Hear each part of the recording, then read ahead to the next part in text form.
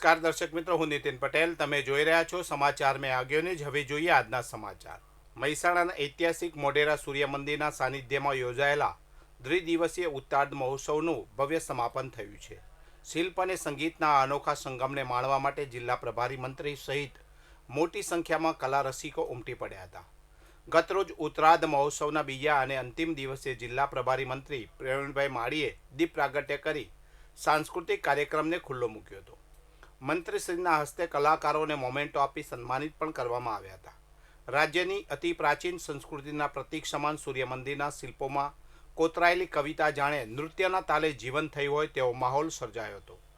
આ મહોત્સવ વૈજ્ઞાનિક દ્રષ્ટિની સાથે પારંપરિક અને સાંસ્કૃતિક મહત્વ પણ ધરાવે છે. શીતળ વાતાવરણમાં શાસ્ત્રીય નૃત્યની વિવિધ કૃતિઓએ ઉપસ્થિત કલા રસિકોને મંત્રમુગ્ધ કરી દીધા હતા.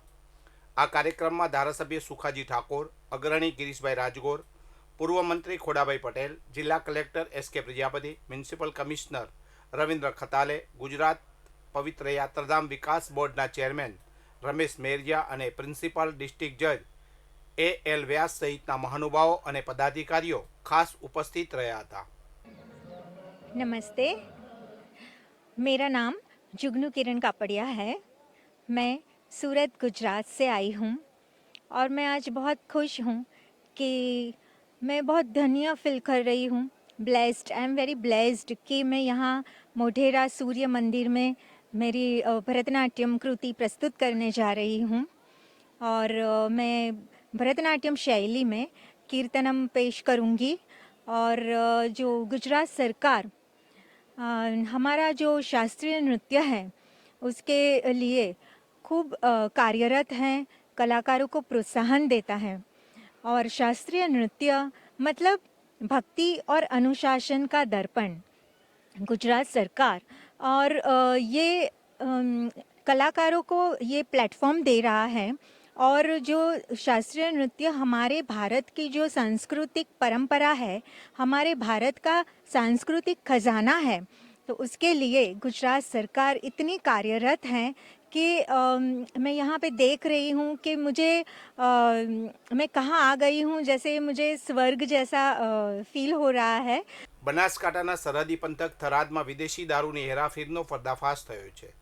લક્ઝરિયસ ગાડીઓમાં ચોરખાના બનાવીને રાજસ્થાનથી દારૂ ઘુસાડતા 3 ઈસમોને એસઓજી પોલીસે લાખોના મુદ્દામાલ સાથે ઝડપી પાડ્યા છે. Vav Tharad SOG police inspector એજી રબારી અને તેમની ટીમને મોટી સફળતા મળી છે. થરાદ પોલીસ સ્ટેશન વિસ્તારના મોટા મેશ્રા ગામની સીમમાં સાચોર થરાદ હાઈવે પર પોલીસ વાહન ચેકિંગમાં હતી.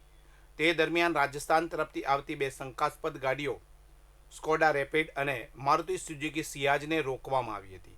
પોલીસે તપાસ કરતા બંને ગાડીઓમાં ખાસ બનાવેલા ચોરખાના મળી આવ્યા હતા, જેમાંથી ભારતીય બનાવટના વિદેશી દારૂ અને બિયરની કુલ 448 બોટલો જપ્ત કરવામાં આવી છે. આ દારૂની હેરાફેરીમાં 3 આરોપીઓ પરેશ બારોટ, જીતેન્દ્ર પુરોહિત અને રામા માળીની ધરપકડ કરવામાં આવી છે. પોલીસે બંને લક્ઝરિયસ કાર, દારૂનો જથ્થો અને મોબાઈલ મળી કુલ રૂપિયા 12,83,000થી વધુનો મુદ્દામાલ કબજે કર્યો છે.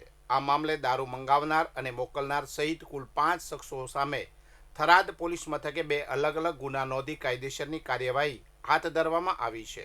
મહેસાણા ખાતે એક અરજદારને લોડિંગ રિક્ષાનું રીપાર્સિંગ કરાવવાનું હોય અને તેમાં ફિટનેસ સર્ટિની જરૂર હોવાથી ફિટનેસ સર્ટિફિકેટ માટે ઓનલાઈન અરજી કરીને BND એનર્જી ફિટનેસ સેન્ટરના data entry operator Amit Prahladbhai પટેલનો સંપર્ક કર્યો હતો. આરોપીએ કાયદેસર ફી ઉપરાંત વધારાના 500 રૂપિયાની લાંચની માગણી કરી હતી.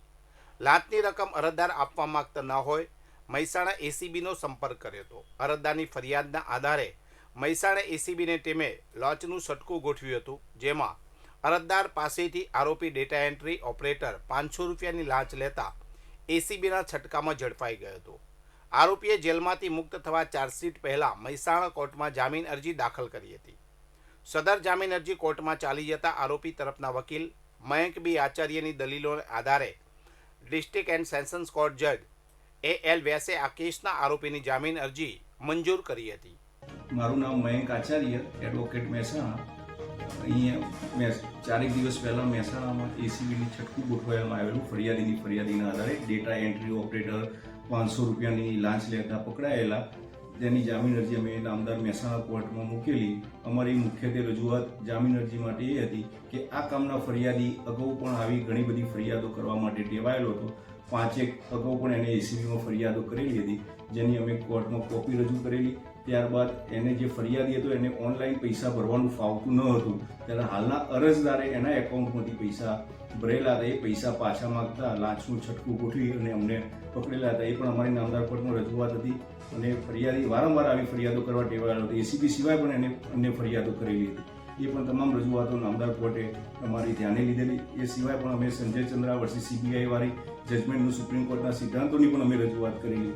એ સિદ્ધાંતો પણ નામદાર કોર્ટે માન્ય રાખી અને એને ચાર્જશીટ પહેલા જામીન પર મુક્ત કરવાનો હુકમ કરેલ છે મહેસાણા કોર્ટે. વિસનગરની MN કોલેજ દ્વારા ઉત્તરાયણ પર્વ બાદ એક અનોખી પહેલ કરવામાં આવી છે.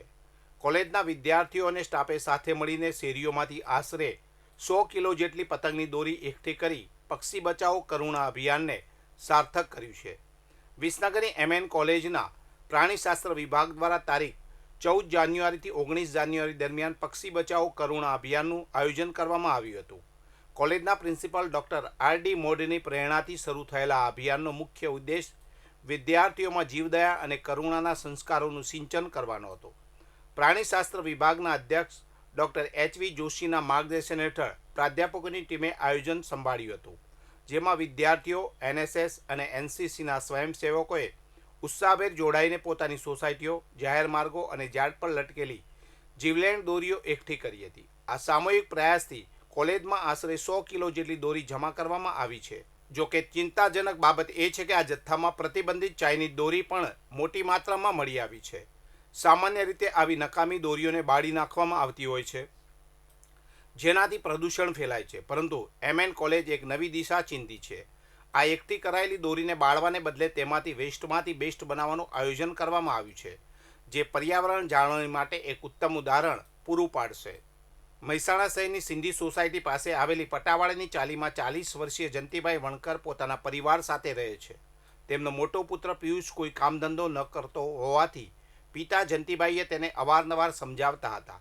આજે સવારે જ્યારે પિતાએ ફરીથી પુત્રને કામકાજ કે મજૂરીએ જવા માટે ઠપકો આપ્યો, ત્યારે ઉશ્કેરાયેલા પુત્ર પિયુષે આવેશમાં આવીને નજીકમાં પડેલી લોખંડની પાઇપ ઉપાડી લીધી હતી અને તેણે પિતાના જમણા પગના ઘૂંટણ પર જોરદાર ફટકો મારી ગંભીર ઈજા પહોંચાડી હતી. એટલું જ નહીં, હુમલો કર્યા બાદ પુત્રએ પિતાને ધમકી આપી હતી કે તમારે મને કમાવા જવાનું કહેવું નહીં, અને ત્યાંથી નાસી છૂટ્યો હતો. ઈજાગ્રસ્ત પિતાને હાલ મહેસાણા સિવિલ હોસ્પિટલમાં સારવાર માટે ખસેડવામાં આવ્યા છે. આ સમગ્ર મામલે જંતીભાઈએ મહેસાણા A ડિવિઝન પોલીસ મથકે ફરિયાદ નોંધાવતા પોલીસે વધુ તપાસ હાથ ધરી છે. વધુ સમાચાર માટે જોતા રહો સમાચાર મેં આગ્યો ન્યૂઝ. નમસ્કાર.